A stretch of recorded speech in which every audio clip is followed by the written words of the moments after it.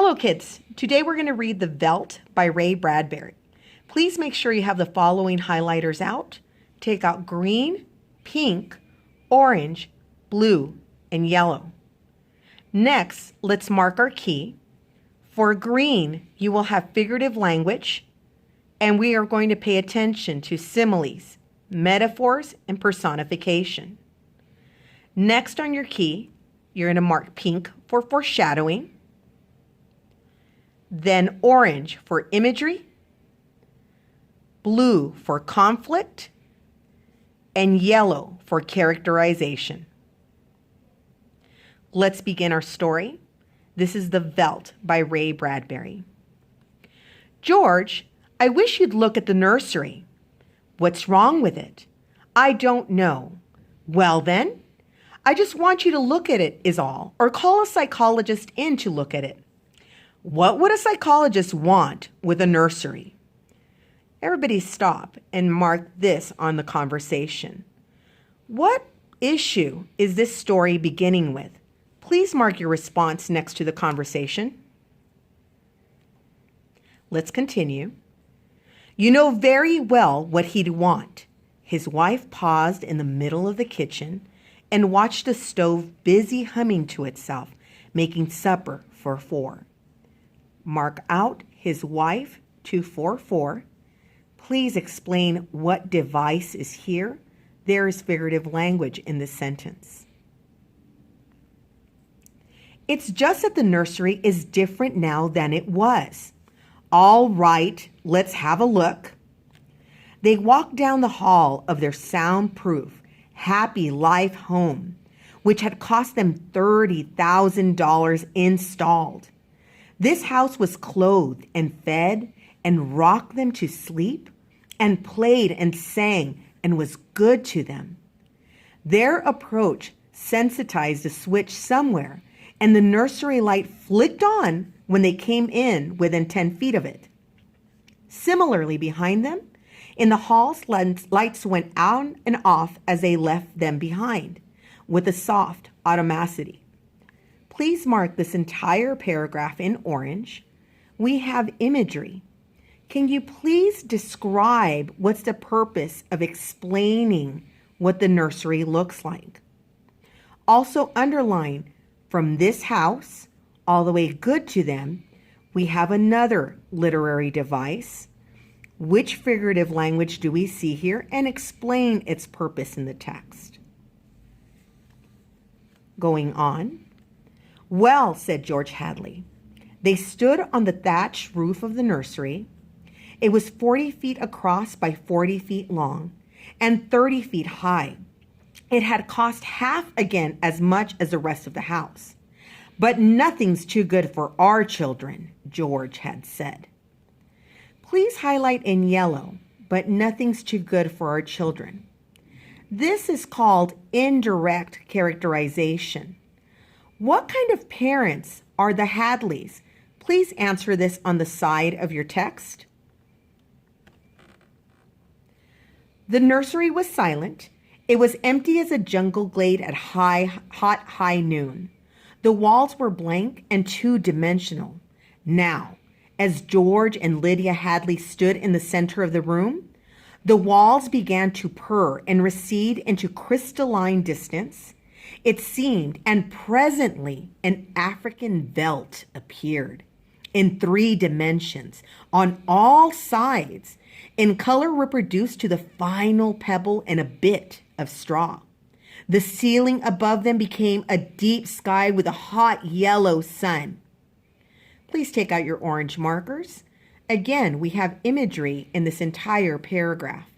And please also underline the deep sky with the hot yellow sun. Explain what the purpose of imagery is.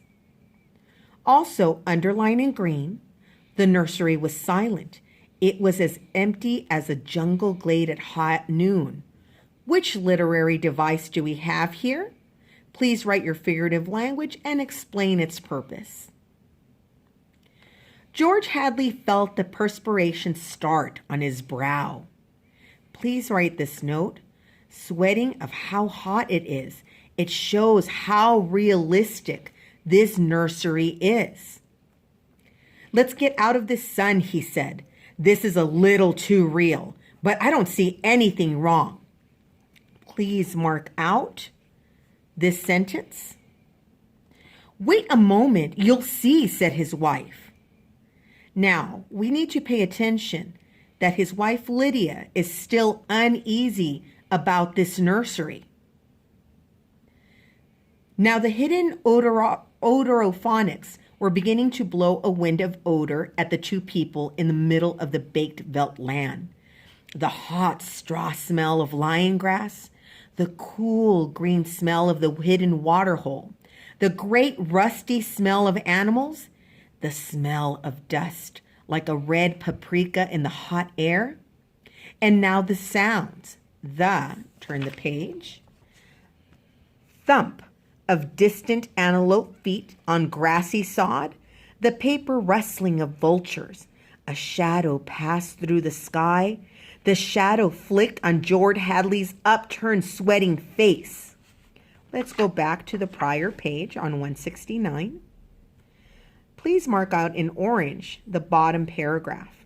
What is the importance of imagery at this point? And we have a literary device again. The smell of dust like red paprika in the hot air. Please look up what paprika is so you understand how this figurative language works in the text.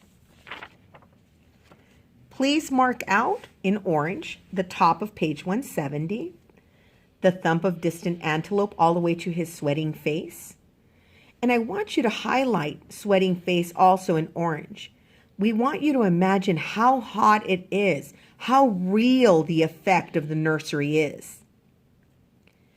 Filthy creatures, he heard his wife say, the vultures. You see, there are lions far over that way. Now they're on their way to the water hole. They've just been eating, said Lydia. I don't know what. Please mark out filthy creatures to vultures.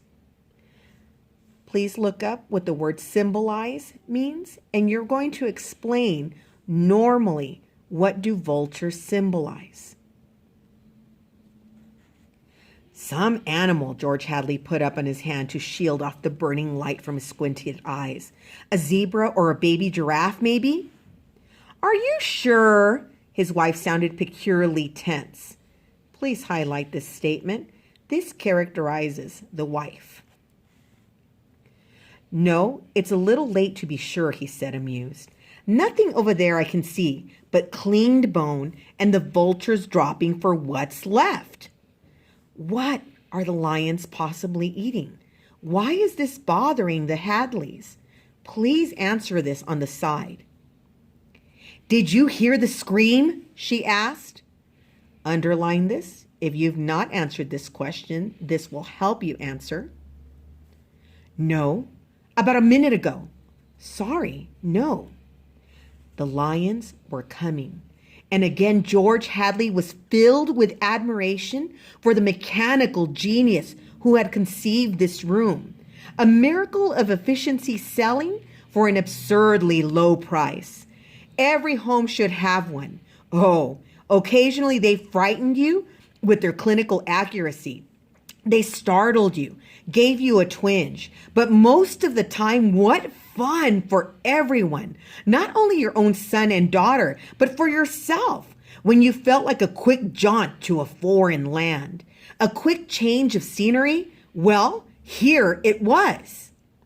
And here were the lions now, 15 feet away, so real, so feverishly and startlingly real that you could feel the prickling fur on your hand, and your mouth was stuffed with the dusty upholstery smell of their heated pelts, and the yellow of them was in your eyes like the yellow of an exquisite French tapestry.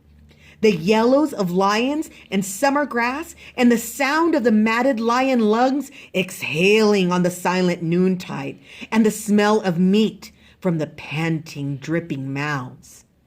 Please highlight in orange this paragraph.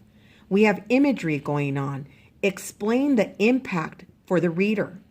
Also underline in green, the yellow of them was in your eyes like the yellow of an exquisite French tapestry. Please look up the word tapestry so you understand what that is and explain the device on your sheet and the purpose it has in the text. Finally, for this paragraph, please describe how the lions are set out in this paragraph. The lions stood looking at George and Lydia Hadley with terrible green-yellow eyes. "Watch out!" screamed Lydia, and the lions came running at them. And Lydia bolted and ran, and instinctively George sprang after her. Outside in the hall, when the door slammed, he was laughing, and she was crying.